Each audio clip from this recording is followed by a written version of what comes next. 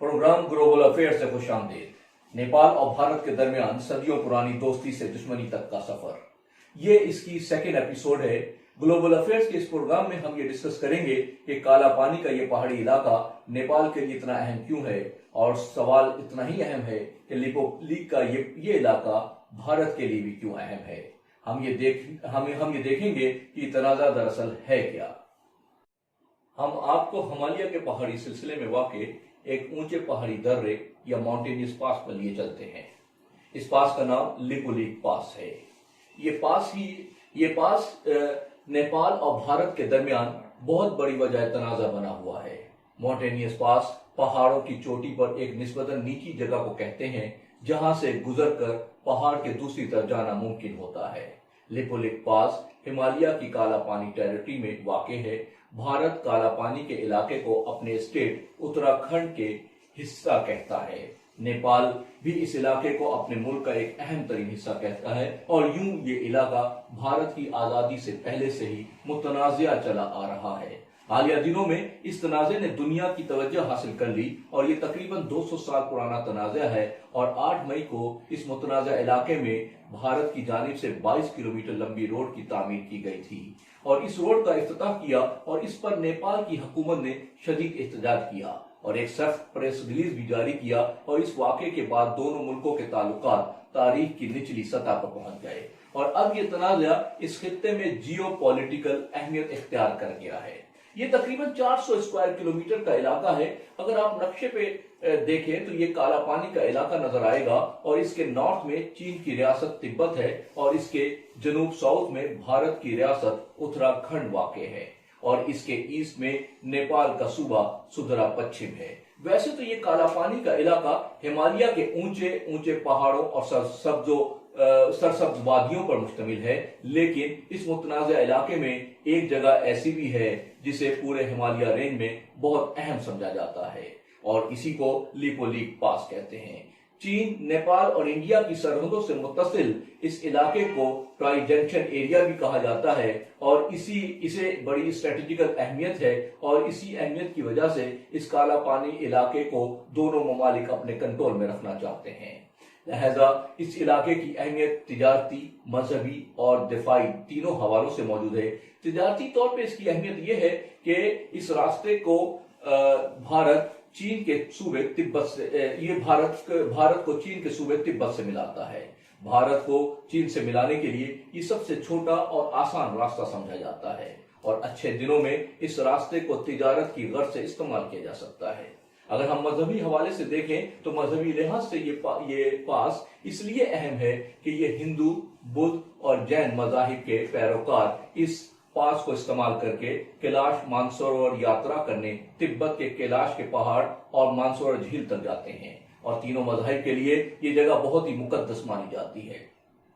इस इलाके में बनने वाली रोड से हिंदुस्तान चीन के साथ होने वाली कभी भी मुमकिन जंग में फायदा उठा सकता है। ये जगह काफी ऊंचाई पर है, और जिससे दूसरी जानिब फौज की नकलो हरकत पर नजर रखी जा सकती है, और बहुत कम टाइम में इस इलाके में फौज और एम्यूनिशन को मुंतकिल किया जा सकता है। और इसी वजह से सन 1962 की जंग में जो कि चीन ने इस उत्तराखंड यानी काला पानी के इलाके में हमला नहीं किया था। भारत को चीन और तिब्बत तक पहुंचने के 3 रास्ते हैं।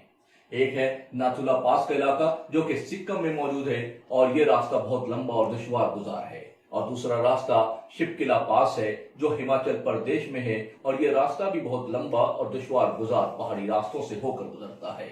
और तीसरा रोड काला पानी का इलाका, ये इलाके में ये लिपोलीक पास है, और ये रूट चीन से मिलाने के लिए सबसे छोटा और आसान रास्ता समझा जाता है, इसलिए ये हिंदुस्तान के लिए भी बहुत अहमियत इख्तियार कर गया है। हम ये बात अभी बताते चले कि काला पानी के इलाके में नदियां सरहदों की हदूद तय करती हैं। वहां मानसून के दिनों में आने वाला सैलाब तस्वीर बदल देता है, और नदियों का रुख भी साल दर साल बदलता रहता है। मामूल के हालात में लोग एक मुल्क से दूसरे मुल्क आते जाते रहते हैं, और इसका फायदा उठाकर इंडिया ने इसे अपना इलाका बताया है।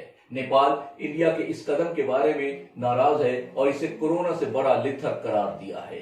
हुआ कुछ यूं कि लहजा हिंदुस्तान ने एक पैथोरागढ़ से तवा घाट तक 107 किलोमीटर की तामीर की। फिर उसके बाद तवा घाट इलाके से गटियागढ़ इलाके से 19.5 किलोमीटर की तामीर की, और फिर उसके बाद गटियागढ़ से लेपोलेक पास 80 किलोमीटर की सड़क तामीर की, और लेपोलेक पास से तिब्बत बॉर्डर तक का ये इलाका, बॉर्डर तक इस रोड की तामीर की। लिहाजा इस 22 किलोमीटर इस इलाके पर नेपाल अपना दावा करता है, और इस दावे की बुनियाद है सोगौली का मुआहदा। सोगौली का मुआहदा क्या है, जो नेपाल के इस इलाके की मलकियत को साबित करता है।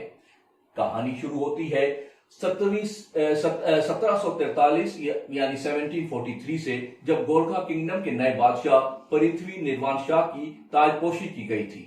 उस वक्त गोरखा किंगडम मौजूदा नेपाल से बहुत छोटे रकबे पर मुश्तमिल थी, और इसका रकबा तकरीबन 2500 स्क्वायर किलोमीटर था। और इस बादशाह पृथ्वी निर्वाण शाह, जो बहुत बहादुर और तौसीक पसंद यानी एक्सपोनेंशियस था, उसने अपनी जिंदगी का यह मिशन बना लिया कि इस पास की रियासतों को मिलाकर वो अपने बादशाहत को बढ़ावा देगा और अपनी सल्तनत को ज्यादा वसी करेगा।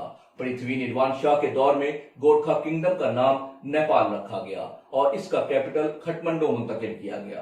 पृथ्वी निर्वाण शाह के इंतकाल के बाद भी इसके बेटे प्रताप शाह और बहादुर शाह ने अपने बाप के मिशन को जारी रखा, और उनके दौर में नेपाल की रियासत अपने उरूज तक पहुंची, और उनके दौर में नेपाल की रियासत का कंट्रोल इस हद तक वसी हो गया कि मगरिब में दरियाए सतलज और मशरिक में दरियाए तीस्ता तक इनकी रियासत पहुंच गई। यानी दूसरे लफ्जों में आज के भारत के हिमाचल प्रदेश और सिक्किम और कुछ बंगाल के इलाके और भूटान तक इनकी रियासत पहुंच गई थी।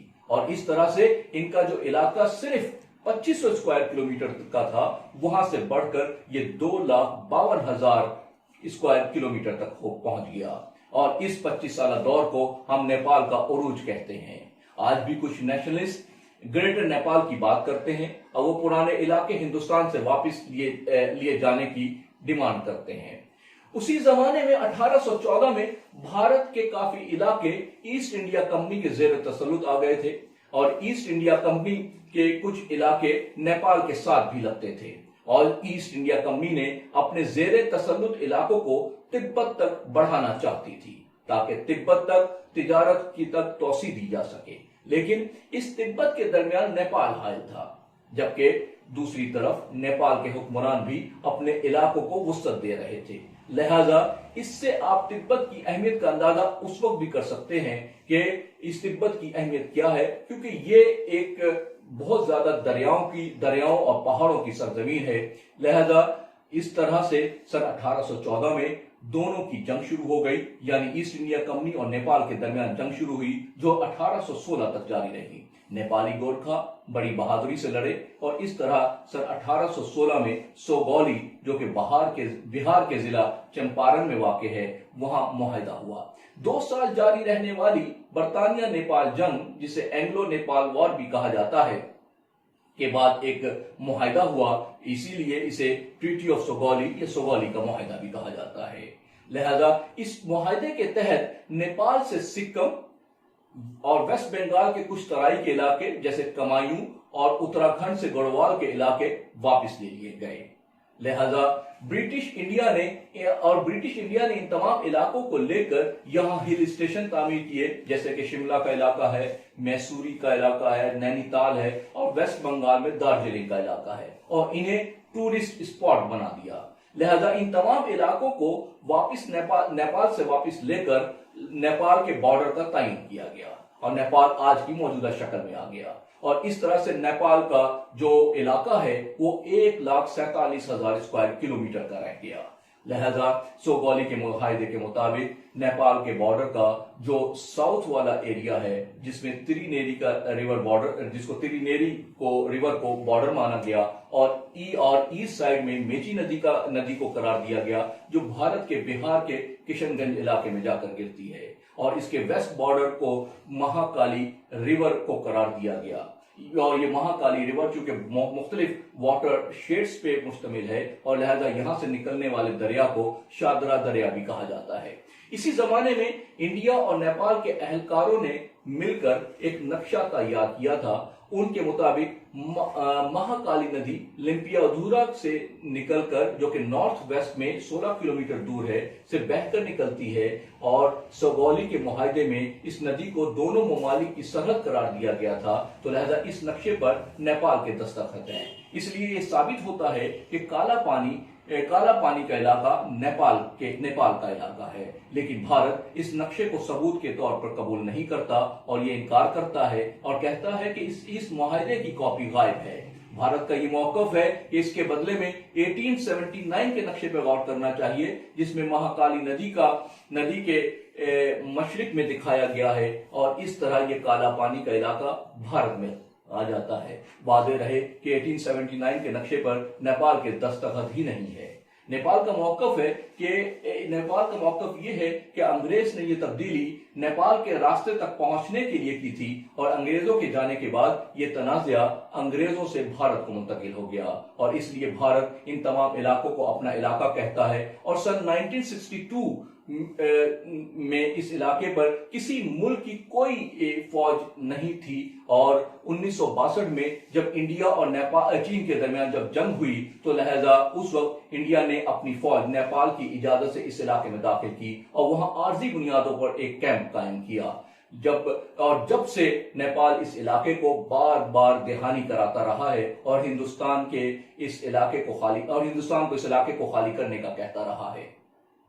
लिहाजा नेपाल की कौमी सियासत की अगर हम बात करें तो नेपाल में इस वक्त नेपाली कम्युनिस्ट पार्टी की हुकूमत है और ये वो कम्युनिस्ट पार्टी है जो चीन की मौजूदा हुक्मरान कम्युनिस्टों से बहुत हमख्याल समझी जाती है। और नेपाल की कौमी सियासत में 3 दहाइयों से भी ज्यादा अरसे से इस काला पानी का मामला उठता रहा है, मगर भारत की किसी हद तक पिछली फहम और फरासत वाली हुकूमतों ने इस तनाज़े को दबा के रखा, मगर भारत की मौजूदा हुकूमत की तो आइडियोलॉजी ही कुछ और है और अब ये नेपाल में इलेक्शन लड़ने का एक अहम कौमी मंशूर है। नेपाल का कहना है कि इंडिया बातचीत का तो कहता है मगर मुज़ाकरात से भाग जाता है। नेपाल ने अपने इस इलाके को हासिल करने के लिए 4 बड़े इकदाम किए हैं। लिहाजा इसमें से सबसे बड़ा कदम यह है कि जब दारुल हुकूमत खटमंडो में इंडिया मुखालिफ मुजाहिरे अपने उरूज पर थे तो नेपाल ने एक और बड़ा फैसला किया और वो ये कि इसने पहली बार महाकाली से मुत्तसिल अपनी सरहदी इलाके में आर्म्ड पुलिस फोर्स APF जिसे नेपाल का नीम फौजी दस्ता भी कहा जाता है, उनको इस इलाके में भेज दिया और काला पानी के करीबी देहात छागरों में इस APF ने एक चौकी भी कायम की है और इस फौजी दस्ते ने एक हेलीपैड और अपना मुस्तकिल क्याम कायम कर दिया है और अब इस इलाके में लोगों की आबादकारी भी कायम की जा रही है।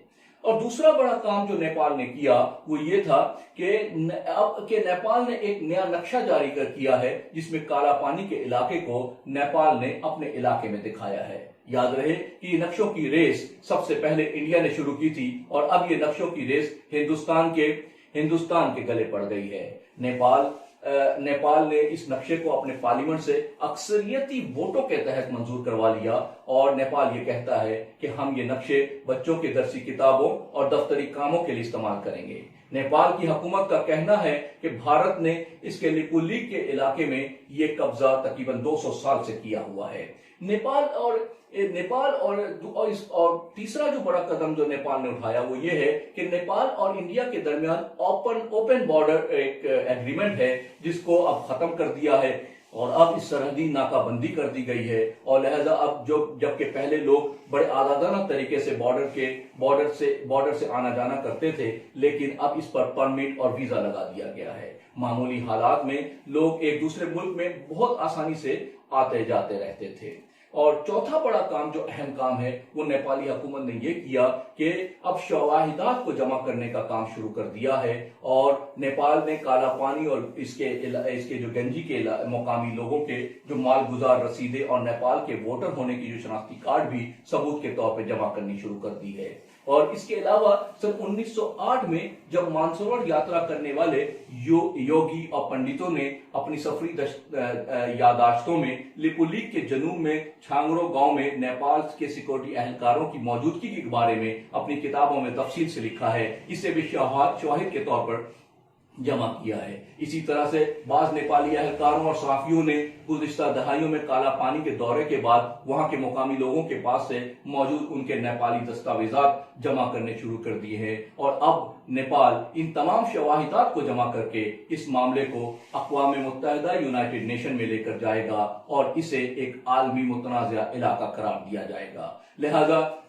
لہذا کراچی کے ایک مشہور شاعر نے کیا خوب کہا تھا، شاید اسی موقع کے لیے کہا تھا کہ علاج یہ ہے کہ مجبور کر دیا جاؤں، علاج یہ ہے کہ مجبور کر دیا جاؤں، وگرنہ یوں تو کسی کی نہیں سنی میں نے، وگرنہ یوں تو کسی کی نہیں سنی میں نے۔